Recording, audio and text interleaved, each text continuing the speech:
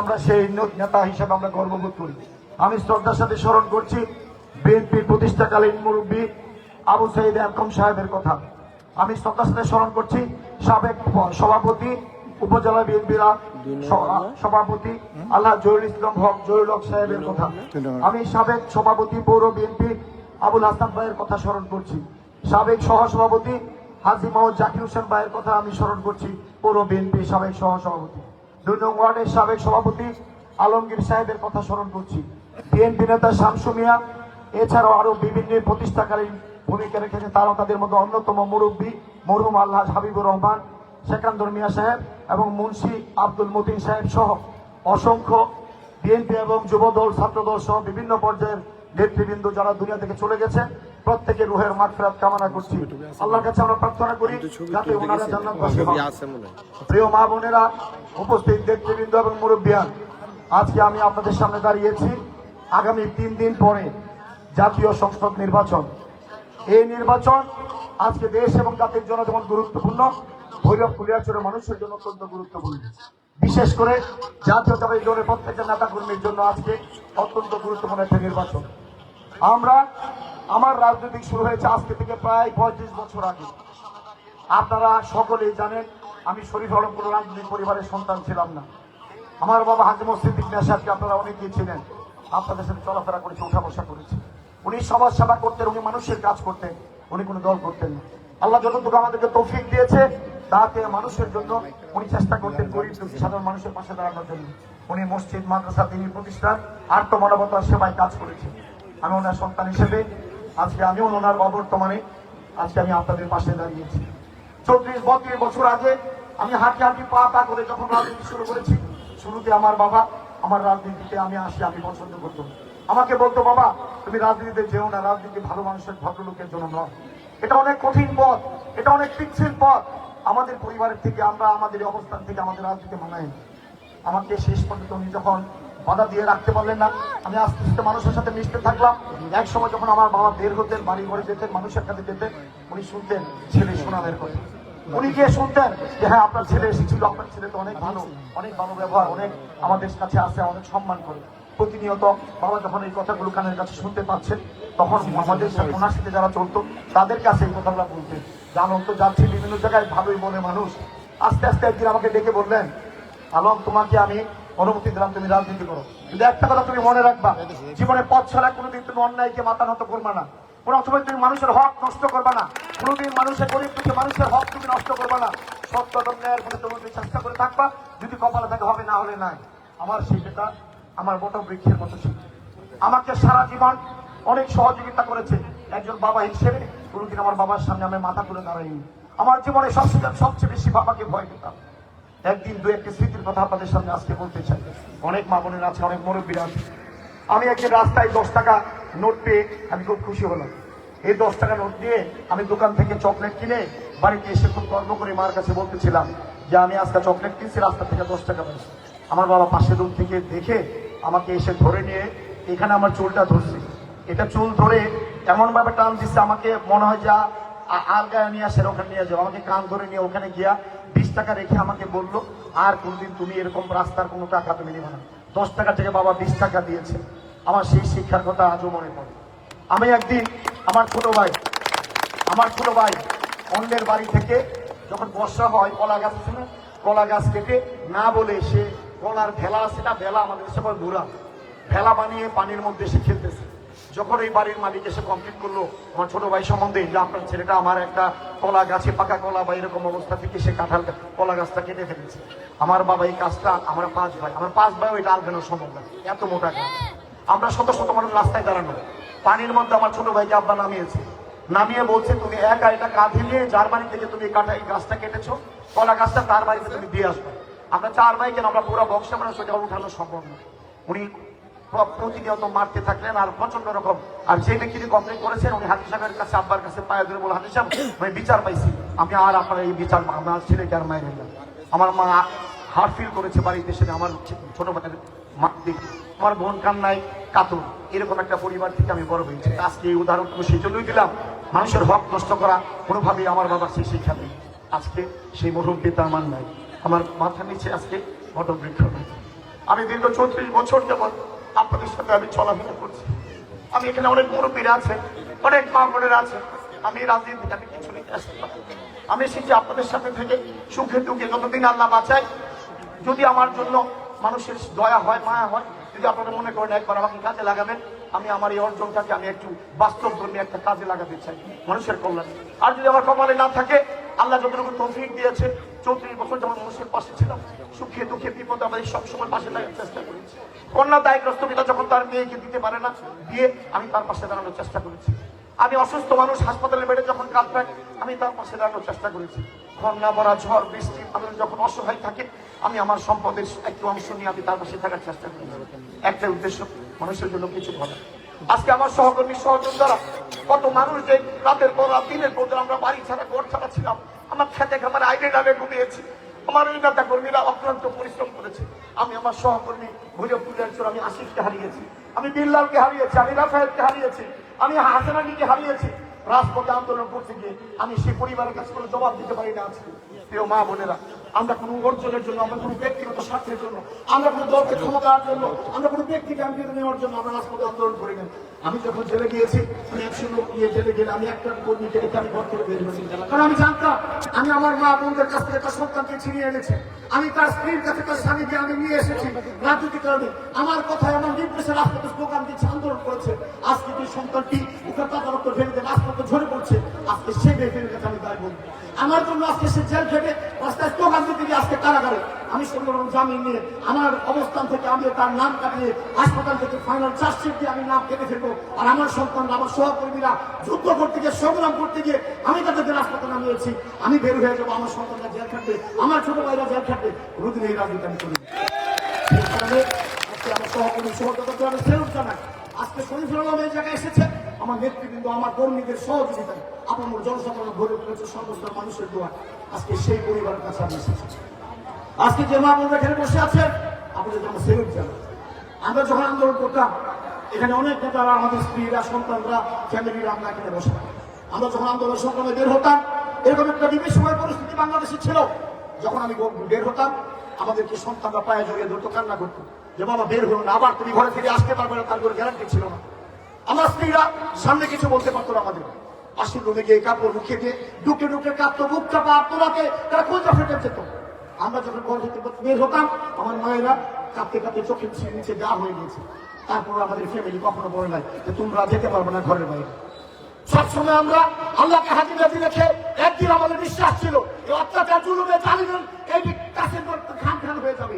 আমরা জানি আল্লাহ বিচারের দিন হবে, সেই বিচারের দিন আমরা আজকে জীবন্ত অবস্থা দেখে দেখলাম একটা স্বৈরাচার, একটা ফ্যাসিস্ট কিভাবে ইতিহাসের রাস্তা করে বিক্ষিপ্ত হতে পারে। তাই আজকে আমরা সবাই আল্লাহর কাছে শুকরিয়া জানাই।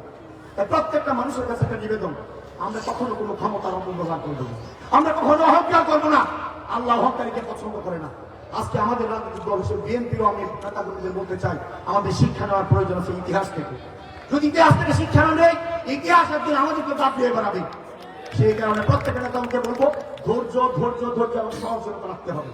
কোনো অবস্থাতে কোনো অহংকার আনা যাবে না। বড় দল, মাঠে কেউ নাই, আমরা সব ভোট আমার, এরকম স্বপ্ন দেখার কোনো প্রয়োজন নেই। আমরা পরিশ্রম করতে হবে, কষ্ট করতে হবে। সবকিছু থাকুক আর না থাকুক, কে আছে না আছে সেটা বড় কথা নয়। আমরা আজকে নির্বাচনটা কত 1 মাস ব্যাপী, এমন কোনো দল নাই, এমন কোনো গ্রাম নাই। অনেকে বলেছে আপনি এত পরিশ্রম করছেন কেন? সব তো আপনার না, সব আপনার না।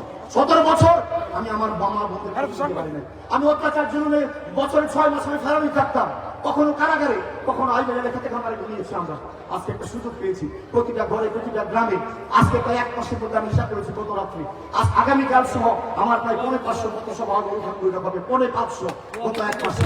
আমার উদ্দেশ্য ছিল প্রতিটা মানুষের কাছে চাই, প্রতিটা মানুষের কাছে চাই, যে মানুষগুলো সংগঠনকে তৈরি করেছি, যে মানুষগুলো যখন আমি জেলে থাকতাম, রাজপথে থাকতাম, অথবা ফেরানি থাকতাম, রোজা রেখেছে, কখনো নামাজ পড়েছে, কোরআন খতম করেছে, প্রত্যেকটা মানুষের দোয়া আল্লাহ আজকে আমাকে বাঁচিয়ে।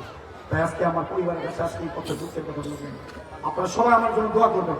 এমপি মন্ত্রী ক্ষমতা বড় কথা নয়, সবচেয়ে বড় কথা স্বাধীনতার পর অনেক মুরব্বী এখানে আছে, অনেক নেতৃবৃন্দ আছে, এরকম ইতিহাস আমরা কখনো দেখি নাই।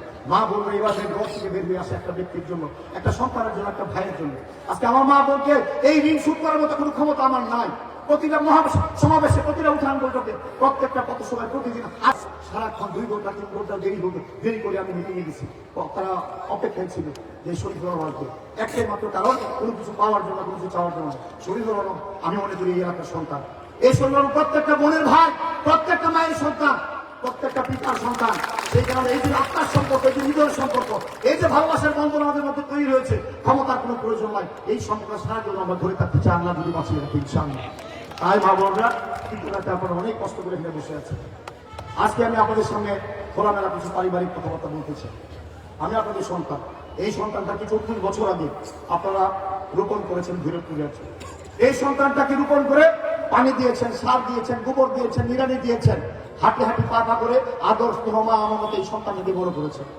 আজকে সেই সন্তানটা একটা পরিণত বয়স হয়েছে। এই সন্তানটা এখন একটা ফল দেওয়ার সময় এসেছে। এই সন্তানের কাছ থেকে এখন একটু রিটার্ন নেওয়ার, একটা পারিশ্রমিক দেওয়ার সময় এসেছে। আজকে এই সন্তানটাকে আপনারা যদি বাঁচিয়ে রাখেন, সন্তানকে যদি আপনারা কাজে লাগান, ইনশাআল্লাহ আগামী দিনে ভৈরবপুরে একটা নতুন ইতিহাস তৈরি হবে ইনশাআল্লাহ আগামী 12 তারিখে। সেই ইতিহাসের সাক্ষী প্রত্যেকটা মানুষ হতে চায়। আমরা যথাযথ দিয়েছি প্রতিটা শ্রেণী ভাষার মানুষ, অনেক ভাইরা আছেন, প্রত্যেকটা হিন্দু সম্প্রদায় সহ সকল সম্প্রদায়ের মানুষ আজকে ঐক্যবদ্ধ। মা বোন সমুরব্বীরা যে না, আগামী দিনে আমরা নতুন ইতিহাস তৈরি করতে চাই।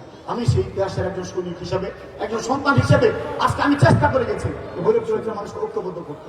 দলমত নির্বিশেষে আমি সবসময় চেষ্টা করে গেছি। হ্যাঁ, আমি নমিনেশন হয়েছি একটা দল থেকে। আজকে আমি পরিষ্কার ভাষায় গর্ব করে বলি, আমি বিএনপির একজন কর্মী, আমি বিএনপির একজন নেতা, আমি বিএনপির জিয়া পরিবারের একজন কামরা, আমি পরিষ্কার ভাষায় বলি। কিন্তু যেদিন আমি ভোট দিয়ে আমাকে যদি আপনারা নির্বাচিত করেন, সেদিন থেকে আমি আর বিএনপি বলতে কিছু সফল নই। আমি প্রতিটা মানুষের জনপ্রতিনিধি, প্রত্যেকটা ধর্ম বর্ণ নির্বিশেষে সকল দলের মানুষের জনপ্রতিনিধি। সেই কারণে আজকে ভৈরব অত্যন্ত গুরুত্বপূর্ণ উপজেলা। সারা বাংলাদেশের মানচিত্রে ভৈরব অত্যন্ত গুরুত্বপূর্ণ একটি উপজেলা। আমরা সেই উপজেলাকে বাংলাদেশের মানচিত্রে এই নির্বাচনে এমন একটা জায়গায় নিয়ে চাই যাতে আপনাদের এই সম্মান, ইজ্জত যে অবস্থায় তার চেয়ে অনেক উপরে যায় ইনশাআল্লাহ। এই গরিবের মানুষ অনেক দেয়। এই যে কিশোরগঞ্জের সরকারি যে কোষাগারে যে অর্থ প্রতি মাসে যে রেমিটেন্স ওঠে, যে ট্যাক্সের টাকা ওঠে, 60% গরিব থেকে যায়। অথচ আমাদের গরিব নানাভাবে অবহেলিত। আজকে তাই আমরা এই গরিবের সার্বিক উন্নয়নে কাজ করতেছি। আমি আপনাদেরকে বলতে চাই, মা বোনেরা এখানে আছেন, এই ভৈরব একটি নদী বন্দর। এই নদী বন্দরে ব্যবসার জন্য একটি প্রাণ কেন্দ্র, পাইকারি, মনোহারি, বিভিন্ন মৎস্যল্লা, বিভিন্ন আরো বিভিন্ন ব্যবসায়ী ভৈরব বাজারে অবস্থিত। ব্রাহ্মণবাড়িয়া, নরসিংদী, কিশোরগঞ্জ সহ বিভিন্ন অঞ্চল থেকে নদী পথ সহ বিভিন্ন সড়ক পথে এখানে পাইকারি হোলসেল ব্যবসায়ীরা আসে, এখান থেকে তারা জিনিসপত্র নিয়ে যায়। এখানে আজকে ভৈরব শহর রক্ষার একটা হুমকির মুখে আমরা লক্ষ্য করছি। প্রতিনিয়ত প্রতি মুহূর্তে এই শহরটা আজকে যে কোনো সময় তলিয়ে যেতে পারে, সেটা কেন করার আছে। আমরা সেই শহরকে বাঁচাতে, আমি বলেছি আল্লাহ যদি আমাকে সুযোগ দেয় সর্ববৃহৎ প্রকল্প হবে গরিবের জন্য। আমরা চিন্তা করে বিয়ালি বাজার থেকে পুরো শহরটাকে ঘিরে আমরা ইনশাআল্লাহ সেটাকে রামশঙ্করপুর, কালীপুর হয়ে আমরা মেদিনীপুর পর্যন্ত এই রাস্তাটাকে নিয়ে যাবো। শুধুমাত্র এটা বেরিবাদ নয়, শুধুমাত্র একটা বাদ নয়, এটা হবে একটা বহুমুখী প্রকল্প। এই প্রকল্পের মাধ্যমে আমাদের ভৈরব নদীর পাড়ে একটা নদী ভিত্তিক একটা পর্যটন কেন্দ্র সেটা গড়ে তুলবো ইনশাআল্লাহ আমাদের পাশে। এখানে ওয়াক হয়ে থাকবে, ড্রাইভ হয়ে থাকবে, গাড়ি চলবে, মানুষ হাঁটতে পারবে, ফুটপাথ থাকবে। সোডিয়াম লাইট দিয়ে আমরা নদীর পাড়ে, সেই মেঘা নদীর পাড়ে আমরা বসার জন্য স্থান করে দিব, যাতে আমার পরিবার, আমার সন্তান, আমার মেয়ে ছেলেরা সবাই বসে সেই আমার বর্ষার চাঁদের মতো পূর্ণিমার রাতে সেই মেঘা নদীর পাড়ে বসে নৈসর্গিক এই সৌন্দর্য দেখতে পাই। আমরা সেভাবে ভৈরবকে গড়ে তুলতে চাই। আমরা এই ভৈরবের সন্তানরা লেখাপড়া করতে আজকে ঢাকায়, চট্টগ্রাম, খুলনা, সিলেট বিভিন্ন জায়গায় যে বিশ্ববিদ্যালয় লেখাপড়া করতে হবে। অথচ ভৈরব একটা গুরুত্বপূর্ণ সর্বদিক দিয়ে যোগাযোগ ব্যবস্থা দিয়ে ইনশাআল্লাহ আল্লাহ যদি বাঁচিয়ে রাখে, আমরা এখানে একটা বিজ্ঞান ও প্রযুক্তি বিশ্ববিদ্যালয় করে আমার সন্তানরা বাইরে গিয়ে লেখাপড়া করতে না হয়, এখানেই লেখাপড়া করতে পারে ইনশাআল্লাহ। সেরকম পরিকল্পনা আমাদের আছে। আজকে প্রান্তিক মানুষগুলোর স্বাস্থ্য খাতে এত দন্যদশা। আমরা চন্ডীগড় হাসপাতালে আমরা গেলে দেখি 100 বেড হাসপাতাল লেখা, অথচ 100 বেড নাম মাত্র। এখানে হাসপাতালে বেড নাই, ডাক্তার নাই, ওষুধ নাই, মেশিনপত্র নাই। আমরা সেই হসপিটালকে পরিপূর্ণভাবে 100 হাসপাতালে চালু করবো ইনশাআল্লাহ। ডাক্তার, ওষুধ, মেশিনারি সহ এই এলাকার গরিব দুঃখী মানুষ যাতে তারা চিকিৎসা পায়, সেই চিকিৎসার আমরা পূর্ণাঙ্গ ব্যবস্থা করবো।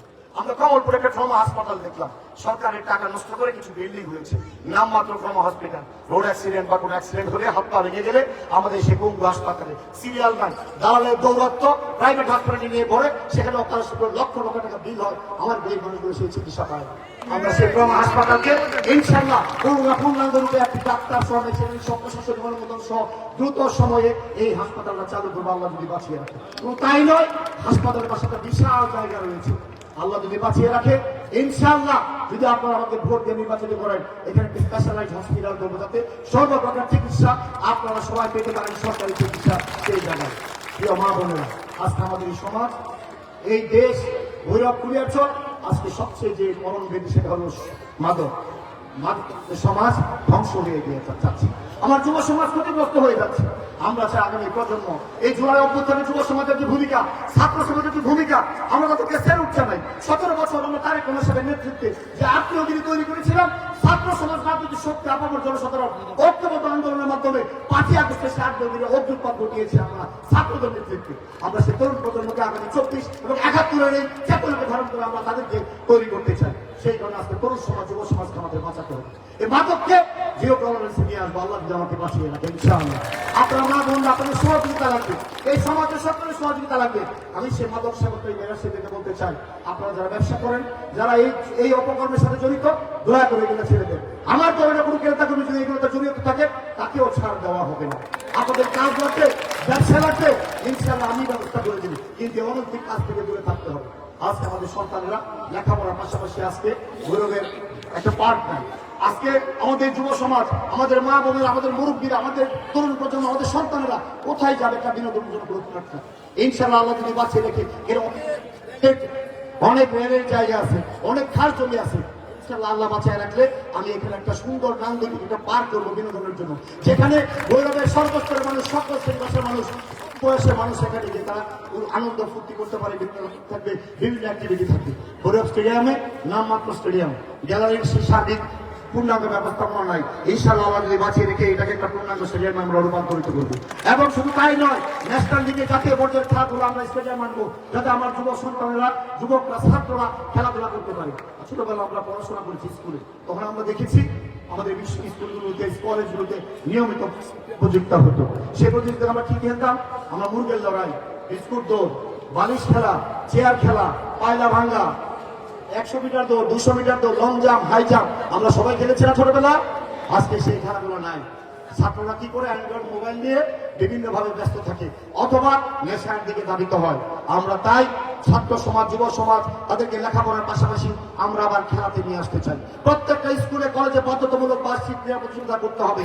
তারেক রহমান সাহেব বলেছেন, প্রতিটা উপজেলায় যেমন শিক্ষা অফিসার আছে, সমাজ কল্যাণ অফিসার আছে, আমরা একটা স্পোর্টস অফিসার দিব প্রতিটা উপজেলায়। স্পোর্টস অফিসারের দায়িত্ব থাকবে প্রতিটা স্কুলে কলেজে নিয়মিত খেলাধুলা তৈরি করা। এই স্টেডিয়ামে আন্ত স্কুল প্রতিযোগিতা, আন্ত থানা প্রতিযোগিতা, আন্ত কলেজ, আন্ত বিভাগ, এই সমস্ত খেলাধুলা মাঠে আমরা চালু করবো, যাতে আমার তরুণ সমাজরা এই খেলাধুলার পাশাপাশি, লেখাপড়ার পাশাপাশি খেলাধুলা করতে পারে। আমরা এই খেলাধুলাকে একটা পেশা হিসেবে নিতে চাই। আমরা প্রতিনিয়ত এই আমাদের সন্তানগুলোকে এই শারীরিক গঠনে আমরা সহযোগিতা করতে চাই। প্রতিটা শ্রেণীর মানুষের জন্য আমরা কাজ করতে চাই। প্রিয় মা বোনেরা, অনেকগুলো বৃহৎ উন্নয়নের বিভিন্ন সার্বিক বিষয় আমরা কথা বলি। আজকে স্বাধীনতার 54 বছরে আমরা যে বৃহত্তর উন্নয়নের কথা বললাম, আজকে একটা স্কুল হোক, একটা ইউনিভার্সিটি হোক, একটা কলেজ হোক, আজকে সার্বিকভাবে গৌরবের সকল মানুষের উপকারে আসবে। রাষ্ট্রের এই 55 বছরে আজকে আমরা চিন্তা করেছি, তারেক রহমান সাহেব চিন্তা করেছেন, প্রান্তিক মানুষগুলো, যারা গ্রামের মানুষ, খেটে খাওয়া শ্রমজীবী মানুষ, যারা কৃষক, যারা ওলামায়ে কেরাম, যারা নারী, যারা মহিলা, আমাদের মা বোন, তাদের প্রান্তিক মানুষগুলোর জন্য আমরা কি করতে পারি? আমরা সরাসরি মানুষগুলোর পাশে কিভাবে দাঁড়াতে পারি? আগামী নির্বাচনে আমরা বেশ কিছু প্রকল্প নিয়েছে তারেক রহমান সাহেব, তার মধ্যে উল্লেখযোগ্য দুই তিনটি বিষয় আপনাদের সামনে অবতারণা করতে চাই। প্রথমে আসে আমার বৃহৎ সংখ্যক, আজকে এই মিটিং এর মূল প্রাণ হলো আমার মা বোন। এই মা বোনদের সামনে আমি দু একটি কথা বলতে চাই। আমরা সকলেই খুব নিম্ন মধ্যবিত্ত ফ্যামিলির সহ, এই পরিবারগুলো অনেক কষ্টে চলে। আমার স্ত্রী অন্য পরিবার থেকে আমার সংসারটা চালায়, আমার বোন বিয়ে হয়ে যাওয়ার পর কোনো সংসারের দায়িত্বে আছে, আমার মা কোনো সংসারের দায়িত্ব। এই সংসারগুলো যখন সন্তান নিয়ে চালায়, তারা খুব কষ্টের মধ্যে থাকে। অনেক পরিবার আছে এমনও যে নিজেরও কাজ করে, মহিলারা অনেকে কাজ করে, কুটির শিল্প করে, সেলাইয়ের কাজ করে, অথবা বেতের, চটের, আজকে সেই ইনকাম দুজন ইনকাম করে কিছুটা ভালো থাকতে পারে সংসার, কিন্তু বেশিরভাগ ফ্যামিলিতে মাত্র একজন রোজগার করে। সেই রোজগার দিয়ে সন্তান নিয়ে খুব একটা ভালোভাবে ফ্যামিলি চলে। আজকে এই স্বাধীনতার 54 বছরে লক্ষ লক্ষ কোটি টাকার বাজেট হয়। আমরা সেই বাজেট থেকে যদি আমরা সরাসরি প্রতিটা পরিবারের সাথে রাষ্ট্রের একটা সংযোগ করতে পারি, প্রতিটা পরিবারকে যদি রাষ্ট্রের পক্ষ থেকে একটা অংশীদারিত্ব দিতে পারি, তাহলে আমার পরিবারগুলোকে স্বাবলম্বী হবে, আমার সন্তানগুলো দুধে ভাতে খেয়ে পড়ে ভালো হবে, সুঠামদেহী হবে, আগামী প্রজন্ম হবে হেলদি। সেই কারণে আমরা আমাদের প্রত্যেকটা পরিবারকে পাশে দাঁড়াতে চাই। কিভাবে দাঁড়াবো?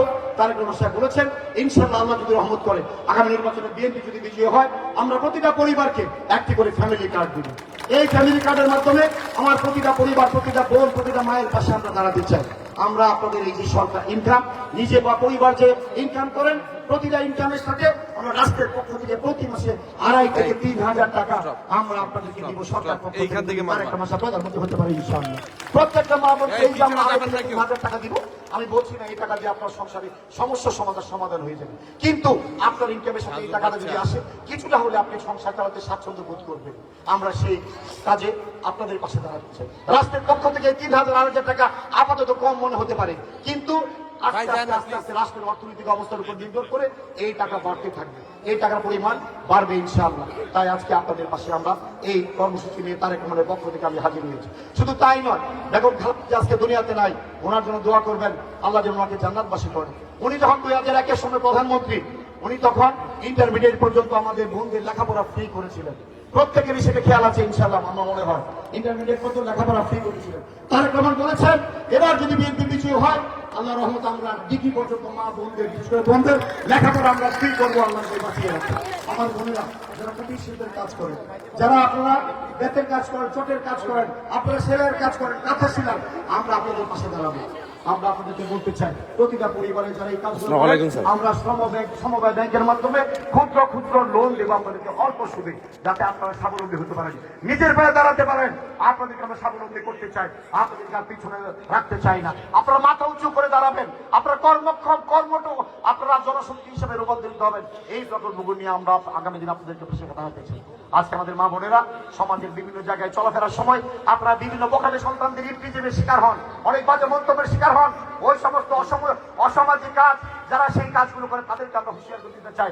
আমরা সামাজিক নিরাপত্তা এবং সুরক্ষা নারীদের, মাদের, বোনদের নিশ্চিত করবো ইনশাআল্লাহ। আমরা সেই পরিবেশ আমরা আমাদের এলাকায় রাখবো না। প্রত্যেকটা মা বোন মাথা উঁচু করে চলবে, এমন কোনো পরিবেশ এলাকায় থাকবে না যেখানে আপনাদের সম্ভ্রম ইজ্জত নিয়ে চলাফেরার জন্য আপনাদের বাজে পরিস্থিতির সম্মুখীন হতে না হয়। এরকম সম্পর্ক কাজগুলো আমরা করবো ইনশাআল্লাহ। তাহলে মা বোনরা, যদি আমরা আপনাদের এই ফ্যামিলি কার্ডের সুবিধাগুলো দিতে চাই, যদি আপনাদেরকে বিনা বেতনে ইন্টার ডিগ্রি পর্যন্ত লেখাপড়ার ব্যবস্থা করতে চাই, যদি আমরা এই কুটির শিল্পের মাধ্যমে আপনাদেরকে স্বাবলম্বী করতে চাই, আমরা অর্থ দিয়ে আপনাদের পাশে দাঁড়াতে চাই প্রতিটা পরিবার, তাহলে এই কর্মসূচিকে অন্য কোনো দল আপনাদেরকে বলেছে? কে বলেছে? বিএনপি বলেছে না? বিএনপির পক্ষে আমি আজকে আপনাদেরকে জানিয়েছি। তাহলে আগামী নির্বাচনে যদি আপনারা ধানের শীষে ভোট দিয়ে বিএনপিকে বিজয় করেন, তাহলেই তো আমরা সম্ভব এই সুবিধাগুলো আমরা প্রান্তিক মানুষগুলোকে দিতে পারবো। তাহলে প্রত্যেকটা মা বোন আপনারা আগামী নির্বাচনে ধানের শীষে ভোট দিবেন। ভোট দিলেই ইনশাআল্লাহ প্রতিটা পরিবারের পাশে এই ফ্যামিলি কার্ড নিয়ে আমরা হাজির হব। আমার মুরব্বীরা আছেন যাদের স্বামী হারা বিধবা, প্রত্যেকটা বিধবা পরিবারকে আমরা সরকারের পক্ষ থেকে কার্ড দিতে চাই। এখানে অনেক আছে যাদের এতিম সন্তান নাই, কেউ রোজগারের না কোনো ব্যক্তি নাই, প্রত্যেকটা যারা এরকম ফ্যামিলি আছে বয়স্ক ভাতা আমরা ব্যবস্থা করে দেবো। প্রতিটা বয়স্ক যারা মুরব্বী, যাদের কোনো অভিভাবক নাই, ছেলে নাই, সন্তান নাই, আপনাদেরকে আমরা বয়স্ক ভাতা দিব। অনেকে আছেন আপনারা একটু আগে একজন লোক ছিল 3 নম্বর ওয়ার্ডে বলে গেছে, আমি আমার সেক্রেটারি মুজিবুর সাহেবকে বলছি এই ভদ্রলোকের নাম ঠিকানা সব রাখার জন্য। আল্লাহ যদি বাঁচায়, যারা বিকলাঙ্গ, অঙ্গহানি, পঙ্গু, তাদেরকে প্রতিটা পরিবারকে আমরা একটি কার্ডের ব্যবস্থা করে দেবো। প্রতি মাসে রাষ্ট্রের পক্ষ থেকে তারা ভাতা পাবে। এরকম জনহিতকর কাজগুলো আমরা মানুষের জন্য করতে চাই। রাষ্ট্র একটা বড় প্রকল্প নিল, মেগা প্রকল্প নিল, অনেক দেশের অনেক সার্বিক মানুষের উন্নয়ন হলো। আজকে প্রান্তিক মানুষগুলোর আমি মনে করি স্বাধীনতা 54 বছর পর আজকে আমাদের সময় এসেছে এই মানুষগুলোকে আজকে আমাদেরকে বাঁচাতে হবে, ডেভেলপমেন্ট করতে হবে। ঢাকায় শুধু বিল্ডিং এর পর বিল্ডিং, অট্টালিকার পর অট্টালিকা, বড় লোক থেকে বড় লোক, আর আমার গ্রামের মানুষ দিনের পর দিন না খেয়ে বিভিন্নভাবে গরিব থেকে গরিবতর হচ্ছে, নিচের দিকে ধাবিত হচ্ছে। আমরা এই ব্যালেন্সটাকে আনতে হবে। আমাদের এই প্রত্যেকটা যা মানুষের মধ্যে একটা পার্থক্যের সমতল অবস্থানে নিয়ে আসতে হবে। সেই কারণে আমি মনে করি প্রত্যেকটা জনপ্রতিনিধি, প্রত্যেকটা মানুষের সরকারের যেখানে যার কাজের সুযোগ আছে, কোথার সুযোগ আছে, ইনশাআল্লাহ আমরা সেই পার্থক্যের জায়গাতেই আমি সরকার একজন হিসাবে কাজ শুরু করবো, আল্লাহ যদি আমাকে বাঁচিয়ে রাখে। সেই কারণে প্রত্যেকটা মা বোনের আমি সহযোগিতা চাই। এখানে অনেক ওলামায়ে কেরাম আছেন যারা মসজিদের মুয়াজ্জিন অথবা ইমাম সাহেব আছেন অথবা মুফতি মুয়াজ্জিন কারি আছেন, আপনারা অত্যন্ত মানবতার জীবনযাপন করেন, অল্প বেতনে আপনারা চাকরি করেন। এই বেতনটা আপনারা কিভাবে তুলেন? গ্রামের এই মাথা থেকে এই মাথা খাতা নিয়ে হুজুর নিজেই ঘুরতে হয়। 10 টাকা, 20 টাকা, 50 টাকা, 100 টাকা চাঁদা ধরা থাকে। মাস শেষে হিসাব করে হুজুর 10,000 টাকা বেতন, উঠে 6,000 বা 7,000। হুজুর যখন জিজ্ঞাসা করে ভাই আমার তো 10,000 বেতন, আমার চলবো কিভাবে? হুজুর জুতার মাসে সব জুতার কামটা করে সারা বছরের বেতনটা একসাথে দিলে আমার রমজান মাসে, কিন্তু প্রতি মাসে হুজুরের জীবন চলে কিভাবে? এই 7,000 টাকা একটা সংসার চলতে পারে। সরকার মুসলমানের দেশে প্রত্যেকটা ওলামায়ে কেরাম যারা আছে আজকে তাদেরকে আমরা পাশে দাঁড়াতে হবে। আমরা মনে করি ওলামায়ে কেরাম, বিশেষ করে মসজিদের ইমাম, মুয়াজ্জিন, খতিব সাহেব যারা আছেন, তাদেরকে আমরা রাষ্ট্রের পক্ষ থেকে তারেক রহমান বলেছেন আগামী নির্বাচনে বিএনপি বিজয়ী হলে প্রত্যেককে প্রতি মাসে মাত্র থেকে ভাতা দেওয়া হবে, প্রত্যেককে ওলামায়ে কেরামকে ভাতা দেওয়া হবে, এবং কোরবানি এবং রোজা ঈদে তাদেরকে আমরা বোনাস দিব। আমরা যেমন চাকরি করলে বেতনের পাশাপাশি বোনাস পাই, দুইটা ঈদে তারা বোনাস পাবে। এই দেশটা শুধু মুসলমানের না, হিন্দু, বৌদ্ধ, খ্রিস্টান যারা অন্য ধর্মের আছেন, তারা মন্দিরের পুরোহিত যারা হিন্দুদের, খ্রিস্টান ধর্ম, বৌদ্ধ ধর্মের যারা প্রফেশনাল প্রধান আছেন, তারা প্রতি মাসে রাষ্ট্রের পক্ষ থেকে ভাতা পাবেন। শুধু তাই নয়, আমরা তাদেরকে যেমন খ্রিস্টানের বড়দিন, হিন্দুদের দুর্গাপূজা, তাদেরকে আমরা সেই বোনাসটা দিব। রাষ্ট্র তাদের পাশে দাঁড়াতে চাই। আমরা ওলামায়ে কেরামের কথা বলেছি, নারীদের কথা বলেছি, আমরা বলেছি আমাদের যুব সমাজ, ছাত্র সমাজের কথা, আমরা বলেছি ভৈরবের সার্বিক উন্নয়নের কথা। এখানে অনেক কৃষক ভাইরা থাকতে পারেন, এই কৃষি কার্ডের কথা আমি আপনাদের কাছে একটু বলতে চাই। এই বাংলাদেশে 68,000 গ্রামের প্রাণ হলো কৃষক। এই কৃষককে যদি না বাঁচাতে পারি, আগামী দিনে বাংলাদেশে খাদ্য ঘাটতি হবে। আমরা এই কৃষককে যদি না বাঁচাতে পারি, গ্রামের অর্থনীতি মজবুত হবে না। কৃষি এবং নদীমাতৃক দেশ হলো বাংলাদেশ। আমরা সেই কৃষককে স্বাবলম্বী করার পাশাপাশি আমরা সেই শহীদ রাষ্ট্রপতি জিয়া রহমানের খাল কাটা কর্মসূচি আবার চালু করতে চাই। এই খাল কাটা কর্মসূচি আমরা এই জন্য চালু করতে চাই, নদী পথে খালে বিলে আমরা আবার সেই প্রাকৃতিক পানির প্রবাহ তৈরি করতে চাই, যাতে কৃষিকাজ করতে গেলে বিদ্যুতের উপর চাপ কমে। বিদ্যুৎ এবং ডিজেলের খরচ দিয়ে একখানি ফসল ফলিয়ে সেই ফসলের খরচ অনেক সময় উঠে না বিদায় অনেকে কৃষিকাজ ছেড়ে দিচ্ছে। তাই আজকে আমরা কৃষকের পাশে দাঁড়াতে চাই। কৃষক ভাইদেরকে আমরা বলতে চাই, আপনাদের কৃষিকাজ আবার আমরা যৌবন ফিরিয়ে আনবো। আমরা রাষ্ট্রের পক্ষ থেকে বিএনপি যদি বিজয় হয়, আপনার প্রতিটা কৃষককে একটা আমরা কৃষি কার্ড দেবো। এই কৃষি কার্ড আপনার ছবি, নাম, ঠিকানা সব থাকবে। আপনার সেই মৌসুমে আমরা প্রতিটা কৃষককে রাষ্ট্রের পক্ষ থেকে আমরা একটা অর্থনৈতিক সহযোগিতা দিব, যাতে আপনারা বীজ, সার, কীটনাশক কেনার সময় এই টাকা আপনারা ব্যবহার করতে পারেন আপনার টাকার সাথে। আমরা এই নদী খাল বিল খনন করে আমরা আপনাকে পানির প্রবাহ তৈরি করে দিতে চাই, যাতে সবসময় এই পানি ধরে রেখে বিদ্যুতের চাপ কমিয়ে আপনি ন্যাচারাল পানি দিয়ে, প্রাকৃতিক পানি দিয়ে আপনি জমি চাষ করলে আল্লাহর পানির কিন্তু কোনো বিল দিতে হয় না। সরকারি যে কারেন্টের বিল, সে আল্লাহর পানি ব্যবহার করলে কোনো বিল দিতে হয় না। সেই পানির প্রবাহ আমরা অসময় ধরে রেখে আমরা চাষের জন্য ব্যবহার করতে চাই। আজকে শুধু তাই নয়, কৃষকের পাশাপাশি আমরা যারা মুরগির খামারি, যারা হাঁস মুরগির খামারি, যারা গরু ছাগলের খামারি, আপনারা প্রত্যেকের পাশে আমরা এই কার্ড দিয়ে দাঁড়াতে চাই। প্রত্যেকে আপনারা খামারি এই কার্ড পাবেন, কৃষি কার্ড পাবেন। প্রতি বছর আপনারা সিজনে একটা সময় রাষ্ট্রের পক্ষ থেকে আপনারা সহযোগিতা পাবেন। তার প্রতিটা কৃষককে আমরা আজকে বাঁচাতে চাই। শুধু তাই নয়, বেগম খালেদা জিয়া 5,000 টাকা পর্যন্ত কৃষি ঋণ মওকুফ করেছে। আপনাদের খেয়াল আছে, অনেকেরই মুরব্বীরা এখানে আছে। আমরা আগামী দিনে ইনশাআল্লাহ তারেক রহমান সাহেব বলেছেন 10,000 পর্যন্ত টাকা কৃষি ঋণ মওকুফ করা হবে আগামী দিনে যারা কৃষক আছে। আমরা প্রতিটা মানুষের জন্য কাজ করতে চাই। তাই প্রিয় মা বোনেরা, আজকে এখানে আপনাদের সামনে আমি অনেক কথা বলেছি, বিশেষ করে উন্নয়নের কথা বলেছি, বৃহত্তর উন্নয়নের কথা বলেছি। আমরা বলেছি এই প্রান্তিক মানুষগুলোর জন্য বিভিন্ন সমস্যার কথা। আমরা কৃষকের জন্য কাজ করতে চাই, ওলামায়ে কেরামের জন্য কাজ করতে চাই, মা বোনদের জন্য কাজ করতে চাই, ব্যবসায়ীদের জন্য কাজ করতে চাই, ছাত্রদের, যুবকদের কর্মসংস্থান সহ সবকিছু আমরা করতে চাই। প্রতিটা কাজ তখনই সম্ভব, এটা আমার স্বপ্ন। আজকে সেই স্বপ্ন শুধু স্বপ্নের মধ্যে নাই, এই স্বপ্ন আজকে পরিকল্পনার মধ্যে বাস্তবায়নের দ্বার প্রান্তে। যদি আপনারা আগামী দিনে 12 তারিখে একটি ভোট দিয়ে আমাকে নির্বাচিত করেন, ইনশাআল্লাহ আমি বিশ্বাস করি আমি এই কাজগুলো আমার নেতা তারেক রহমানের কাছ থেকে আমি আদায় করে আনতে পারবো। কেন পারবো? আমি তারেক রহমান, বেগম খালেদা জিয়া পরিবারের একজন বিশ্বস্ত কামলা। আমি সবসময় বলে থাকি, তারেক রহমান সাহেব আমি বলেছি। আমি আজকে বলতে চাই, আমার মা 3 বারের প্রধানমন্ত্রী দেশনেত্রী বেগম খালেদা জিয়া আজকে দুনিয়াতে নাই, উনি আমাকে সন্তানের মতো আদর করতেন। আজকে বিএনপির চেয়ারম্যান জনাব তারেক রহমান সাহেব, যিনি আগামী দিনে 12 তারিখে যদি বিএনপি বিজয়ী হয়, উনি বাংলাদেশের প্রধানমন্ত্রী হবে। উনি আমাকে আজকে থেকে প্রায় 34-35 বছর আগে, সেই 96-এ আমাকে প্রথম এই বগুড়ার পরে এই কুলিয়ারচর ভৈরবে উনি গাড়িতে বসে নিজে গাড়ি ড্রাইভ করে তারেক রহমান ভৈরবে কুলিয়ারচরে 21টা পথসভায় বক্তব্য রেখেছে। সেই শরীফুল আলমকে তারেক রহমান হাঁটি হাঁটি পা পাতলে হাত ধরে আজকে তারেক রহমান এই শরীফুল আলমকে তৈরি করেছে আপনাদের সহযোগিতা দুয়ায়। আমি বিশ্বাস করি তারেক রহমান যদি আজকে প্রধানমন্ত্রী হয়, উনি আমার ভাই, উনি আমার নেতা। ছোট ভাই যদি বড় ভাই, ছোট ভাইকে উনি ফেলে দেবে না। যেমনিভাবে ভৈরব কুলিয়ারচরের মানুষ বিপদে আমাদের সারা জীবন সবসময় শরীফুল আলমের পাশে ছিল, আমিও আপনাদের সাথে সবসময় ছিলাম। আগামী এই বিপদে সবসময় আপনারা যখন আমার পাশে থাকবেন, আমার নেতা তারেক রহমান সাহেব, আমি বিশ্বাস করি আমাকে ছোট ভাই হিসেবে আমি যদি তার দরবারে যাই কোনো কাজের জন্য, ইনশাআল্লাহ আমাকে খালি হাতে ফেরত দিবেন। সে আশা থেকে, সে ভরসা থেকে, সে কনফিডেন্স থেকে আমি আপনাদেরকে বলতে চাই, প্রত্যেকটা কাজের জন্য আমার সর্বোচ্চ চেষ্টা নিয়ে আমি। তাই প্রিয় মা বোনেরা, মুরব্বীরা, যুবক ভাইরা, সকলের কাছে আমার নিবেদন, আমি একজন রাজনৈতিক কর্মী হিসেবে আজকে আমার কঠিন একটা পরীক্ষার দিন আগামী 12 তারিখ। আমি চাই আপনারা ভোট দিয়ে আমাকে নির্বাচিত করবেন। এই ভোট একটা পবিত্র আমানত। এই আমানত যদি আমাকে দেন, আল্লাহকে হাজির নাজির রেখে বলি, এই আমানতের খেয়ানত আমি করবো না। আল্লাহ আমাকে বাঁচিয়ে দেন। প্রিয় মানুষরা, আমি আপনাদের ভাই, আমি আপনাদের সন্তান। যদি সত্যি আপনারা আপনার সন্তান মনে করেন, আপনারা ভাই মনে করেন, নিজের ভোটটা শুধু না, প্রত্যেকটা পরিবারের কাছে বলতে হবে 4,28,000 ভোটার, প্রত্যেকটা ভোটারের কাছে শরীফ আলম একা গিয়ে পৌঁছা সম্ভব। তাই আমরা যদি একটা পরিবার হয়ে থাকি, 2 নম্বর ওয়ার্ড যদি একটা বিএনপির পরিবার, এখানে যারা আমরা আছি মুরব্বী যুবক দলমত নির্বিশেষে সেই শরীফ আলমকে যদি আপনারা হাঁটি হাঁটি বা আপনার তৈরি করেছেন, আর শরীফ আলম যদি একটা পরিবারের সন্তান হয়ে থাকে, তাহলে আপনাদের কাছে আমার অনুরোধ, আপনারা নিজেরও অন্যের বাড়ির পাশে অন্যের কাছে গিয়ে ভোটটা চাবেন, বলবেন শরীফ আলম আমার ভাই, শরীফ আলম আমার সন্তান, একটিবার তাকে একটি সুযোগ দিন। একজন ভিক্ষুকে যদি আপনার দরবারে যায়, প্রতিদিন প্রতিনিয়ত 2 বার 3 বার আপনাদের মায়া জাগবে, আপনাদের অন্তরে কিছুটা হলে দরদ জন্মাবে। আমি আজকে একজন ভোটের ভিক্ষুক, আপনাদের কাছে আমার নিবেদন, আল্লাহ রস্তা এবং 12 তারিখে আপনার প্রত্যেকে একটা ভোট দিয়ে আমাকে নির্বাচিত করুন। আপনাদের কাছে এই সহযোগিতা চাই আমি। পরিশেষে আমার মা বোনদের কাছে এখন বলতে চাই কয়েকটা কথা, বক্তৃতা অনেক হয়েছে, এখন আমি বলতে চাই, ইলেকশনে তো আমরা সবসময় যাই, 12 তারিখে আপনারা ভোট দিতে চাই, যে বাবিরা আছে বোনেরা আছে, আপনারা তো সবাই যাবেন ইনশাআল্লাহ।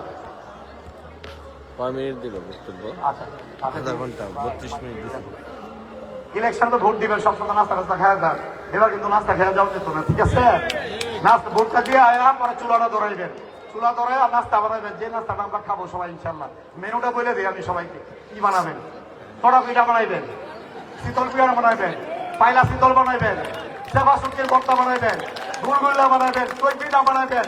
চই পিঠা মানে সোয়া পিঠা, এখানে হলো সোয়া পিঠা, আর আমার এলাকা খুলে আসতে হবে চই পিঠা, পাশাপাশি শুটকি, কাঁঠালের বিচি, লতি, ছোট চিংড়ি মাছ দিয়ে চাপা চুড়ি দিয়ে শুটকি বানাবেন ইনশাল্লাহ। সবাই আমরা খাবো ঈদের আনন্দে, আল্লাহ যদি আমাদের বাঁচায় রাখে। মা বোনেরা মুরব্বীরা ভোট দিতে যাবেন কোটায়, 12টায়, কোটায় 10টায়, কোথায়? আমার নেতা তারেক রহমান বলে গেছে ভৈরব স্টেডিয়ামে তাহাজ্জুদ পড়ে, তার মানে সেন্টারের আশেপাশে আমরা নামাজ পড়বো ফজরের পরে, প্রত্যেকে সেন্টারে গিয়ে আমরা ভোট দিব ইনশাআল্লাহ। মা বোনেরা পরিশেষে আমার নেতাকর্মীর উদ্দেশ্যে আমি একটা কথা বলতে চাই, আর মাত্র আগামীকাল প্রচার, আনুষ্ঠানিক প্রচারের দিন 9 তারিখ, কালকে রাত 12টার পর আমাদের আর আনুষ্ঠানিক কোনো প্রচার নাই। যার যার ওয়ার্ডে আমাদের কাজ করতে হবে। একটা পরিষ্কার ভাষায় একটা কথা মাথায় রাখতে হবে, নির্বাচন অত্যন্ত সুস্থ সুন্দরভাবে এ পর্যন্ত চলে এসেছে। আমার নেতা কর্মীরা একটা মহল অনেকভাবে উস্কানি দিয়ে ফাঁদ পেলে আমাদের ভৈরবের শান্তিপূর্ণ পরিবেশকে নষ্ট করার জন্য অনেক সময় চেষ্টা করবে, অনেক প্রোপাগান্ডা, অনেক মিথ্যা কথাবার্তা ফেসবুকে বিভিন্ন মাধ্যমে আসতে পারে, সেগুলো আপনাদের কান দেওয়ার কোনো প্রয়োজন নাই। যার যার সেন্টার, যার যার ওয়ার্ডে অতন্ত্র প্রয়োগের মতো থাকবেন, কেন্দ্র পাহারা দিবেন, যতক্ষণ পর্যন্ত রেজাল্ট সেন্টারে না দিচ্ছে, রেজাল্ট গণে বুঝে না পেয়েছেন, কোনোভাবে রেজাল্ট শিটে সই করবেন না অ্যাডভান্স। প্রত্যেকে পাহারা দিয়ে কোনো ষড়যন্ত্রকারীকে ভোট চুরি কোনো সুযোগ দিবেন না, প্রত্যেকে সেভাবে সজাগ থাকবেন, আর সর্বোচ্চ ধৈর্য ধারণ করতে হবে। আমি যেমন একজন প্রার্থী, বাকি আরো 8 জন সহকর্মী আছে আমার, বিভিন্ন ছোট দল বড় দল যাই হোক, তারাও প্রার্থী, তারাও সম্মানিত ব্যক্তি। প্রত্যেকের স্বাধীনতা থাকবে, যার যারা এলাকা যাবে ভোট চাবে তাদেরকে সহযোগিতা করবে। বড় দল ছোট বড় দল বলতে কিছু নয়। কোন কর্মী যদি দেখেন আমার কোনো পোস্টার ছিঁড়ে ফেলেছে, অথবা কাউকে গালি দিয়েছে, অথবা কাউকে কোনোভাবে আঘাত করেছে, তারপরেও ধৈর্য ধরতে হবে। কোনোভাবে এই এলাকার পরিবেশ অশান্ত করতে করা যাবে না। অনেকে পরিকল্পিতভাবে এই কাজগুলো করে এই পরিবেশটা নষ্ট করার জন্য চেষ্টা করবে। আমার কর্মীদেরকে অনুরোধ, কোনোভাবে আমরা নিজেরা কোনোভাবে কোনো এই সমস্ত কাজে জড়িত হব না, সর্বোচ্চ ধৈর্য ধারণ করবো। ধৈর্যের পর আল্লাহ তাআলা আমাদের বিচার করবে। 17 বছর ধৈর্য ধরেছেন, জীবন বাজি রেখে আন্দোলন করেছেন, আল্লাহ আমাদেরকে সুফল দিয়েছে না? আজকের দিনটা আল্লাহ আমাদেরকে দিয়েছে না? ইনশাআল্লাহ সকল কষ্ট, খুব দুঃখ সবকিছু জবাব আগামী দিন 12 তারিখে ব্যালটের মধ্যে দিবেন ইনশাআল্লাহ। তাই নেতা কর্মীরা ধৈর্য ধারণ করবেন, কোনো উস্কানিতে পা দেবেন না, কোনো পাতানো পা দেবেন না। এবং আগে এবার কিন্তু 2টা ভোট খেয়াল রাখতে হবে। এক ভোট সেটা হলো ধানের শীষে দিবেন, সেই ভোটটা যাকে দিবেন সেটা হলো ধানের শীষে, এটার মাধ্যমে আপনার সন্তান, আপনার ভাই এমপি হবে। আরেকটা ভোট আছে, সেই ভোটটা হলো হ্যাঁ এবং না ভোট। আমার সময় অনেকে আপনারা সেই ভোট দিচ্ছেন, আমরা বিএনপি যারা, আমার নেতা তারেক রহমান সাহেব বলেছেন আমরা হাতে ভোট দিব ইনশাআল্লাহ, হাত, আর আমরা ভোট দিব ধানের শীষে। প্রিয় মা বোনেরা, এখন আপনাদেরকে আমি একটা বিষয় দেখাতে চাই, সেটা হলো অনেক মুরব্বীরা এখানে আছেন, ভোট দিতে গিয়ে আমাদের কিছু ভুল হয়, খেয়াল রাখবেন। আমি আপনাদেরকে একটু দেখাচ্ছি। এই যে ধরেন একটা ব্যালট পেপার, এখানে আমার নাম আছে, এই পাশে আমার মার্কা থাকবে, এখানে আমার নাম, এই পাশে আমার মার্কা, এখানে প্রার্থীদের নাম সিরিয়ালি সদস্য, এই পাশে মার্কা। আপনি যদি এখানে সিল মারেন ধানের শীষ, আর আমার নামটা এখানে থাকে, আপনি যদি এই ব্যালট পেপারটা যদি মাঝামাঝি ভাঁজ করেন, আপনি মাঝামাঝি ভাঁজ করলে এই গাড়িটা আরেকটা মার্কার উপর পড়বে, তাহলে কিন্তু ভোটটা বাতিল হওয়ার সম্ভাবনা আছে। ব্যালট পেপার যদি আপনি পাতায় বাস করেন, মাঝামাঝি বাস করেন, তাহলে এই কালিটা আরেকটা মার্কায় লাগলে ভোটটা বাতিল হতে পারে। আপনাদেরকে কি করতে হবে, এখানে থাকুক আর এখানে থাকুক আর এখানে থাকুক, যে মার্কাটা সিল মারবেন, যেভাবেই সিল মারেন, যেখানেই থাকুক আমার মার্কা, আপনারা অবশ্যই ব্যালট পেপারটা প্রথম সোজাসুজি বার করবেন। তাহলে আমার মার্কা যদি এখানে থাকে, আমার নামের উপর কালিটা লাগবে। ভাঁজ করলে আমার নামের উপর কালি লাগলে ভোট বাতিল হবে না। আর আমার মার্কার কালি যদি অন্য মার্কার উপর পড়ে যায় পাতাইরা ভাঁজ করার কারণে, তাহলে কিন্তু এই ভোটটা বাতিল হতে পারে। তার মানে ব্যালট পেপারটা আমরা ভাঁজ করবো সোজাসুজি, এটা খেয়াল রাখতে হবে সবাইকে। আমি গত কিশোরগঞ্জের কাউন্সিলে সভাপতির ইলেকশনে 117টা ভোট আমার বাতিল হয়েছে শুধুমাত্র ভাঁজের কারণে। তাই আমি মা বোনদের বললাম, আমার নেতাকর্মী যারা ওয়ার্কে যাবেন, বিভিন্ন বাড়িতে ভোটার স্লিপ নিয়ে যাবেন, প্রত্যেক মুরব্বীদের একটা খেয়াল করবেন। এখন আমি কথা শেষ করে দিব, পরিশেষে 2-3টা প্রশ্ন নিব। মা বোনরা, আপনারা তো আমার ভোট দিবেন, সন্তান ভাই অনেক কথা বললাম, তারপরেও তো আমি আপনাদের ভোটে যদি জনপ্রতিনিধি হই, আপনাদের এই বৃহৎ সংখ্যক মা বোনরা এখানে আছেন, আপনারা যারা আছেন 2-3 জন যদি আপনাদের কোনো প্রকৃত কোনো গুরুত্বপূর্ণ বিষয়ে আমার কাছে জানার থাকে, কোনো প্রশ্ন থাকে উন্নয়নের ব্যাপারে, ব্যক্তিগত কোনো কথা নয়, এলাকার উন্নয়ন অথবা আপনাদের কোনো প্রয়োজনের সমস্যায় প্রশ্ন থাকে, আপনারা প্রশ্ন করতে পারেন, আমি আপনাদেরকে উত্তর দিব। এরকম কেউ যদি বলতে চান, 2-3 জন, বেশি না, আপনার পরিচয় দিয়ে বলতে পারেন। আপনি বলবেন? যাবেন? এই জন্য ওনাকে দাও। এটা দিয়ে বলো, এটা দিয়ে বলো। আসসালামু আলাইকুম। আমার একজন ছেলে বউ, আমি চাইতেছি ভৈরব স্কুলে আনবার কাছে আনবার। ব্যক্তিগত প্রশ্ন, বুঝছি বুঝছি বুঝছি, এত ব্যক্তিগত প্রশ্ন। আমি চাই। হ্যালো, হ্যাঁ, আরে নাম্বার ওয়াই, আচ্ছা বল, কি হয়েছে? মানে বদলি মানে কি? শিক্ষকতা করে, শিক্ষকতা করে, মানে ট্রান্সফার করে বাড়ি গেছে আনতে। আচ্ছা ঠিক আছে, সময় আসুক ইনশাল্লাহ, দেখা যাবে। এখন তো এখানে আছে বাবা, চাকরি তো করতেছে, ঠিক আছে, আবে গরিবের মধ্যে আছে, এমন না যে অনেক দূরে, আসবে ইনশাল্লাহ। বলেন। আসসালামু আলাইকুম। আমরা চাচ্ছি আপনি যদি ভৈরব থেকে ফাঁস হন, আমাদেরকে গ্যাস দিতে হবে। গ্যাসের দাবি সবাই আছে না? ঠিক আছে, ধন্যবাদ বোন। জি। ইনশাল্লাহ বিগত সরকার রাষ্ট্রীয়ভাবে গ্যাস কানেকশন, আবাসিক কানেকশন বন্ধ করে রেখেছে। বিএনপি যদি বিজয় হয়, তারেক রহমান সাহেব যদি গ্যাস টান বাংলাদেশে একটা উপজেলায় চালু হয়, ভৈরব সবার আগে আসবে ইনশাল্লাহ। আল্লাহ যদি বাঁচিয়ে ইনশাআল্লাহ। দোয়া করবেন। আরেকটা কথা, আমরা মা বোনেরা স্বর্ণ অনেক দাম, এখন করতে পারি না, করতে পারি না। 2 লাখ 3 লাখ হয়ে গেছে। সবার দাবি স্বর্ণ 1 লাখে নিতে হবে। তারেক রহমান সাহেব যদি পাস করে, তাহলে আমাদেরকে স্বর্ণ কমায় দিতে হবে। ঠিক আছে, ধন্যবাদ। স্বর্ণের ব্যাপারটা তো আমি বলা খুব মুশকিল, আপনার কথাটা আমি উত্থাপন করবো আমার নেতার কাছে, নেতাকে বলে দেখি। স্বর্ণের দাম কমাতে হবে। আমি জুয়েলারি অ্যাসোসিয়েশনের সভাপতি, আমার বন্ধু, বাংলাদেশ জুয়েলারি অ্যাসোসিয়েশনের সভাপতি আমার বন্ধু আবুল জুয়েল এসএম আলী গুলজার, হেরে আমি আজকে রাতে ফোন দিয়ে করে স্বর্ণের দাম কমান লাগবো ইনশাআল্লাহ। বলেন। গ্যাস ইনশাআল্লাহ, ইনশাআল্লাহ। আর কে বলবেন? যেটা প্রশ্ন হয়ে গেছে এটা ছাড়া অন্য কোনো প্রশ্ন থাকলে।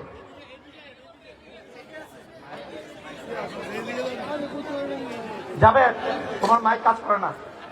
এটা এটা এটা পেটানো। এই যে, এই ব্যক্তিগত ক্যামেরা, এই ব্যক্তিগত ক্যামেরা, এদিকে আসেন। আসসালামু আলাইকুম। ওয়ার্ড এবং বউ, আমি তৌফিকুল ইসলামের বউ সোনিয়া ইসলাম। আমি চাই ভৈরব আমার আবেগের জায়গা, আমার জন্মস্থান, তাই আমি চাই হোক এবং ভৈরবে বড় একটি ইন্ডাস্ট্রি হোক এবং ভৈরব সন্ত্রাস চাঁদাবাজ মুক্ত এবং দুর্নীতি মুক্ত, প্লাস আপনার ছিনতাইকারীদের মুক্ত দখল থেকে আমরা মুক্তি চাই এবং ভৈরবের উন্নয়ন চাই আপনার হাত ধরে আমরা চাই। এবং আমি 2 নং ওয়ার্ড এবং 2 নং ওয়ার্ডের মেয়ে এবং বউ হিসেবে আমার দাবি, আমি আপনাদেরই মেয়ে, আপনাদেরই বোন, আপনাদেরই সব। তাই আমার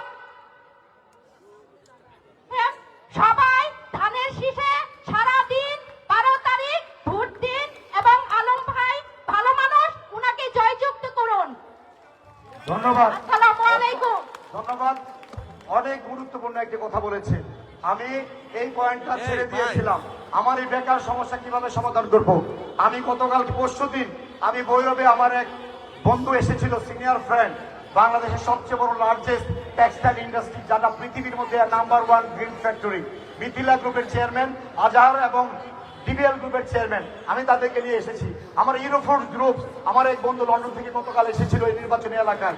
সে ইউরোপের মধ্যে বৃহৎ 5 জন শীর্ষ ব্যবসায়ীর মধ্যে একজন ব্যবসায়ী। আজকে আমাদের অনেক বন্ধুরা এসেছে ব্যবসায়ী। ইনশাল্লাহ আমি আপনাদেরকে কথা দিচ্ছি, আমি এই কথা সবসময় বলে থাকি, আগামী দিন ভৈরবে আমরা একটা স্পেশাল ইকোনমিক জোন করবো। এই স্পেশাল ইকোনমিক জোন বলতে একটা বিশেষ অর্থনৈতিক অঞ্চল, একটা শিল্প পার্ক হবে সরকারিভাবে। আমরা এখানে মিল ফ্যাক্টরি, ইন্ডাস্ট্রি করবো, গার্মেন্টস করবো, যাতে আমাদের বেকার সন্তানদের মেয়েদের চাকরি হয় ইনশাল্লাহ। আর চিন্তায় চাঁদাবাজি, ভৈরব অবশ্যই চিন্তায় চাঁদাবাজি এই সমস্ত সন্ত্রাস মুক্ত হবে। ভৈরব থেকে মানুষ নির্বিঘ্নে চলাচল করবে। রাতের অন্ধকারে ছুরি মেরে হাইজেক করে অনেকভাবে অনেক মানুষ নিহত হয়েছে, আহত হয়েছে। আমরা এই ব্যাপারে আইনশৃঙ্খলা পরিস্থিতি অবশ্যই উন্নতি করবো ইনশাআল্লাহ। সমস্ত ভৈরব পৌরসভাকে আমরা একটা সিসি ক্যামেরার আওতায় আনবো। সমস্ত ভৈরবের সোডিয়াম লাইট যাতে প্রতি রাতে জলভাবে চলে, পৌরসভার মাধ্যমে আমরা এই কর্মসূচি নিব, যাতে প্রতিটা মানুষ নিরাপদে থাকতে পারে। আমি মনে হয় অনেক রাত হয়ে গেছে, আর প্রশ্ন আর নেই। আপনারা সবাই ক্লান্ত, আমরাও ক্লান্ত। প্রিয় মা বোনেরা, তাই পরিশেষে একটাই কথা বলতে চাই, ইনশাআল্লাহ আল্লাহ যদি বাঁচিয়ে রাখে আমার জন্য দোয়া করবেন। সকলে ভাই হিসেবে, সন্তান হিসেবে আগামী নির্বাচনে প্রত্যেকেই দানিশ হিসেবে ভোট দিয়ে। আসসালামু আলাইকুম। আমি 2 নং ওয়ার্ডের তারিকুল ইসলামের ওয়াইফ অ্যানি বলছি। আর আমি বিয়ের পর থেকে ভৈরব বাজার খুবই নোংরা, অপরিচ্ছন্ন। আমি চাই পুরো ভৈরব বাজার পরিচ্ছন্ন করবে, বাড়িয়ে পরিচ্ছন্নতা বাড়িয়ে সুন্দর সুস্থ একটা পরিবেশ তৈরি করা হোক। ধন্যবাদ সবাইকে। জি, এটা অত্যন্ত ভাইটাল একটা কোশ্চেন। আমি অনেকগুলো পয়েন্টও থাকে, এক এক মিনিটে এক একটা বলি। আমি বলেছি পৌরসভা আসলে এখন মেয়র নাই, একজন জনপ্রতিনিধি খুব দ্রুত সময় হবে জাতীয় নির্বাচনের পরে। তারপরে আমরা কি করবো, ভৈরবে ময়লা ফেলার কিন্তু জায়গা নেই, আপনারা সকলেই জানেন। যার যার বাড়িতে ময়লা ফেলি আশেপাশে কুকুর গুলাতে পড়ে। আমরা ভৈরব পৌরসভার বাইরে একটা জায়গা একোয়ার করবো সরকারের পক্ষ থেকে, একোয়ার করে ডাম্পিং স্টেশন করে দেবো। রিসাইক্লিং হবে, এই ময়লাগুলো সমস্ত বাড়ির সামনে ডাস্টবিন থাকবে, ময়লা ফেলবেন, পৌরসভার গাড়ি এসে প্রতিদিন ভোরবেলা ময়লা নিয়ে শহরের বাইরে কোনো নির্দিষ্ট জায়গায় একটা ডাম্পিং স্টেশন থাকবে, সেখানে ফেলবে, যাতে ভৈরবে ময়লা আবর্জনা দুর্গন্ধ মুক্ত থাকে, যানজট মুক্ত থাকে। আলম ভাই, আপনার কাছে একটা অনুরোধ, আমাদের কারেন্টের বিলটা একদম কমে, বিলটা এটা অনেক মহিলাদের একটা অভিযোগ। অলরেডি আমাদের ছেলেরা এটাতে জরিমানা যে তারা হয়তো মানতে পারছে না। আপনার কাছে আমাদের অনেক দাবি, এই দাবিগুলো আপনি অবশ্যই ফুলফিল করবেন ইনশাল্লাহ। তাহাজ্জুদ করে ফজর করে সব মহিলা দাম আপনার নামে ভোটটা দেওয়া হবে। লক্ষ্মীপুরের বেনিবাজারটা আপনি উন্নত করবেন। আমরা খুবই খুশি হয়েছি, সব মহিলা এখানে আসছে শুধুমাত্র আপনার জন্য। আমার হাজবেন্ড থেকে সবাই আমার বাড়ির মানুষ আপনার এক কথায় চলে আসছে এবং আমরাও চলে আসছি। আমরা দোয়া করি আপনি সুস্থ থাকেন, আমাদের সব আশা আপনি পূরণ করেন, আপনি আমাদের দেশের নেতা হিসেবে বাঁচেন। যারা ছিলেন আমাদের কোনো ইচ্ছাই পূরণ করেনি, আমাদের জেলাটাও পূরণ করেনি, আমাদের মধ্যে খুব আক্ষেপ, আমাদের পানির সমস্যা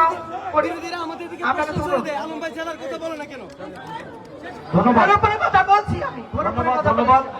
আসসালামু আলাইকুম। ভাই এটা কোনো কথা হলো? এখানে কি আসলে এরকম জায়গায় ফেসিলিটিও নাই? বিদ্যুৎ বিল আসলে তো ঠিক আছে, এটা আসলে সময় আসলে না কথা বলবো না এখানে। আসলে আপনাদের সবাইকে ধন্যবাদ। আমি আপনাদের জন্য একটি কথা শুধু বলতে চাই, আগামী নির্বাচনে আপনারা যে কথাগুলো বলছেন, যে কোশ্চেনগুলো বলছেন, ইনশাআল্লাহ প্রতিটা প্রশ্নের উত্তর আমি কাজের মাধ্যমে প্রমাণ করতে চাই। দোয়া করবেন আগামী নির্বাচনের সময় তাদের সাথে ভোট দিতে ইনশাআল্লাহ। আপনি কথা বললেন কেন? আমরা কোনো জবাব দিতে পারি না। আমি বলেছি এই কথাটা